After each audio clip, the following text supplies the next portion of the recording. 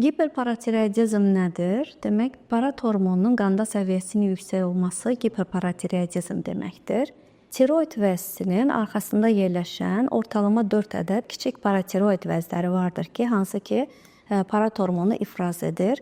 Parat hormonu qanda çox olduqda sümüklərdə olan kalsiyini alaraq qana buraxır və bu xüsusi olaraq bəzi şikayətlər əmələ gətirir.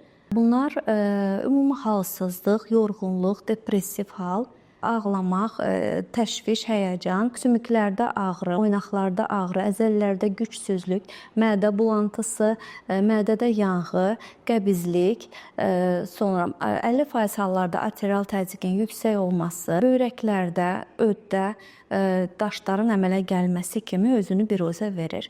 Və hansı hallarda bu olur? Demək, paratiroid vəzisinin giperplaziyası, yəni böyüməsi zamanı öz funksiyasını daha da artırır. Adenomalara zamanı 1-2% hallarda isə çox nadir hallarda demək olar ki, paratiroidin xərçəngi zamanı bu hallar əmələ gəlir.